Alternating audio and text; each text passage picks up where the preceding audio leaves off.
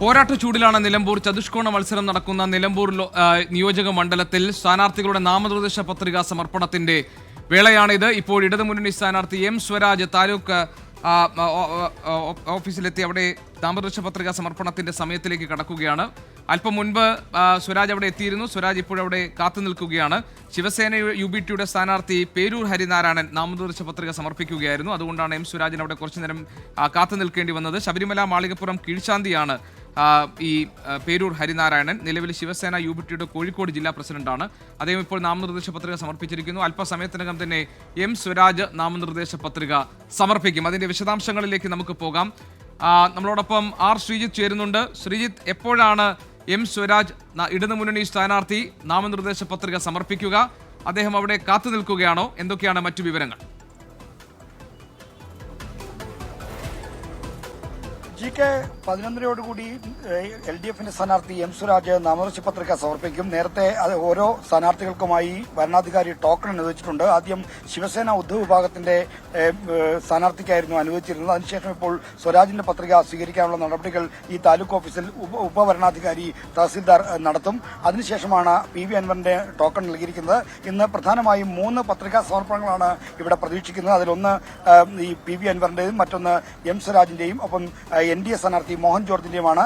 ഉച്ചയ്ക്ക് 3 മണിവരെയാണ് പത്രിക സമർപ്പിക്കാനുള്ള സമയം. അതിനു മുമ്പ് പരമാവധി പത്രികകൾ ഇന്ന് സമർപ്പിക്കപ്പെടും. കാരണം ഇന്ന് അവസാന തീയതിയാണ്.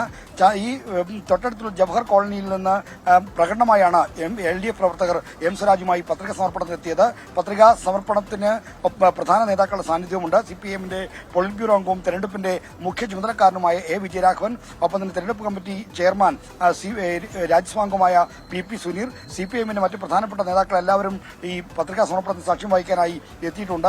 നിലമ്പൂർ മുനിസിപ്പാലിറ്റിയിലുള്ള പ്രവർത്തകരെ മാത്രമാണ് ഈ പ്രകടനത്തിലേക്ക് വിളിച്ചിരുന്നത്. ബാക്കി എല്ലാവരും തെരഞ്ഞെടുപ്പ് പ്രവർത്തനങ്ങളിൽ വ്യാപൃതരാകണമെന്നാണ് നിർദ്ദേശം. അതുകൊണ്ട് തന്നെ വളരെ ചെറിയ പ്രകടനത്തോടുകൂടിയാണ് എം സ്വരാജ് പത്രിക സമർപ്പിക്കാൻ എത്തിയത്. അല്പസമയത്തിനകം പത്രികാ സമർപ്പണം നടക്കും. ഡമ്മി സ്ഥാനാർത്ഥി അടക്കം 3 സെറ്റ് പത്രികകൾ നൽകാനാണ് LDF തീരുമാനിച്ചിരിക്കുന്നത്. ശരി, അല്പസമയത്തിനകം എം സ്വരാജ് നിലമ്പൂർ നിയോജക മണ്ഡലത്തിലെ ഇടതുമുന്നണി സ്ഥാനാർത്ഥി നാമനിർദ്ദേശ പത്രിക സമർപ്പിക്കും. താലൂക്ക് ഓഫീസിലേക്ക് എം സ്വരാജ് എത്തിയിട്ടുണ്ട്. നേരത്തെ ശിവസേന ഉദ്ധവ് വിഭാഗത്തിലെ സ്ഥാനാർത്ഥി നാമനിർദ്ദേശ പത്രിക നൽകുകയായിരുന്നു. ഓരോരുത്തർക്ക് ടോക്കൺ നൽകിയിട്ടുണ്ട്. അതത് സമയങ്ങളിലായിരിക്കും അവരുടെ നാമനിർദ്ദേശ പത്രിക സമർപ്പണം നടക്കുക. അല്പസമയത്തിനകം എം സ്വരാജ് നാമനിർദ്ദേശ പത്രിക സമർപ്പിക്കും. തൊട്ടടുത്തുള്ള ജവഹർ കോളനിയിൽ നിന്ന് ചെറു പ്രകടനമായി എത്തിയാണ് എം സ്വരാജ് ഇപ്പോൾ താലൂക്ക് ഓഫീസിലേക്ക് എത്തിയത്.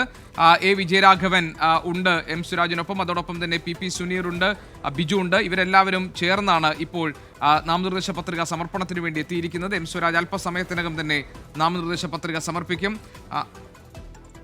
അല്പസമയത്തിനകം തന്നെ ഇവിടെ ഇന്ന് ഈ താലൂക്ക് ഓഫീസിൽ നാമനിർദ്ദേശ പത്രിക സമർപ്പിക്കാനുള്ളത് ഒന്ന് എം സ്വരാജ്, മറ്റൊന്ന് തൃണമൂലിന്റെ സ്ഥാനാർത്ഥി PV അൻവർ, പിന്നെ NDAയുടെ സ്ഥാനാർത്ഥി മോഹൻ ജോർജ് എന്നിവരാണ്.